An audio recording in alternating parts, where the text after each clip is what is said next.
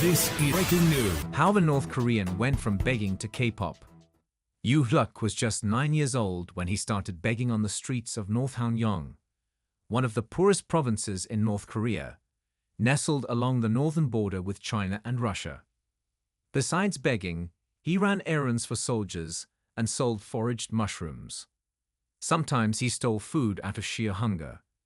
Once he snatched a lunchbox that sat unattended at an underground station. Inside was a scoop of spoiled rice. This was just part of everyday life for many North Koreans, he says, adding that his own life was so consumed with survival that it left little room for dreams. But dream he did. Later on this year, the 25-year-old will debut in the US as a member of a K-pop boy band. One verse, pronounced universe, is made up of 5 members.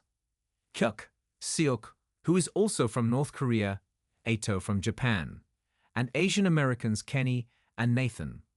All prefer to go by their first names. They are set to make history as the first K-pop boy band to debut with North Korean defectors. Continue reading. From scraps to rap.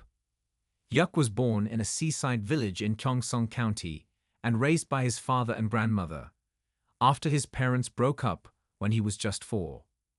Later, his mother fled the north to settle in the south and reached out to him in an attempt to get him to join her. But he refused as he was close to his father and did not want to leave him. Hyuk says his family was not extremely poor to begin with, but the situation quickly deteriorated after his parents separated. His father didn't want to work and his grandmother was too old, so Hyuk was left to his own devices to survive. Eventually, his father persuaded him to join his mother, and in 2013, Hyuk escaped from North Korea. It took months for him to arrive in the south, after going through several countries.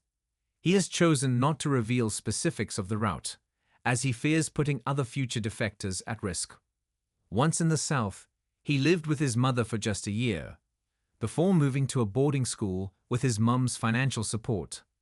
However, he struggled to cope with South Korea's fiercely competitive education system, as Hyuk had barely finished primary school before his defection.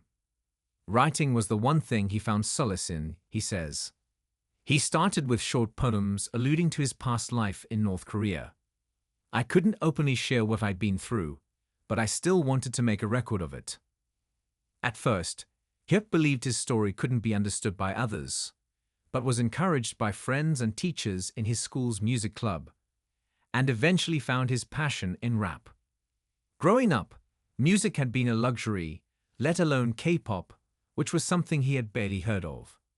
But now, he channeled his thoughts of feeling lonely and of missing his father into music, referring to himself as the loneliest of the loners. A line in Ordinary Person, a rap song he composed for the band's upcoming album.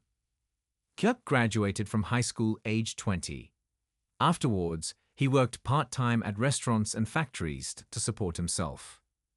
But it was in 2018 when he was featured in an educational TV program that his luck changed. His unique background and rapping talent caught the eye of music producer Michelle Cho, who was formerly from SM Entertainment, the agency behind some of K-pop's biggest acts. She offered him a spot in her agency singing Beatle. I didn't trust Michelle for about a year because I thought she was cheating me, Hyuk says, adding that defectors are often targeted by scams in the South. But gradually he realized that Ms. Cho was investing way too much time and money for it to be anything but genuine. I thought North Koreans might be scary. Kim Suk, 24, also defected and arrived in the South in 2019. Though his experience was vastly different to that of Seok's.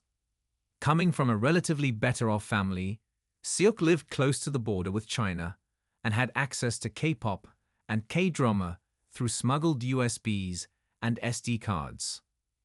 Due to safety reasons, we are unable to reveal much more about his life in the North and how he came to the South.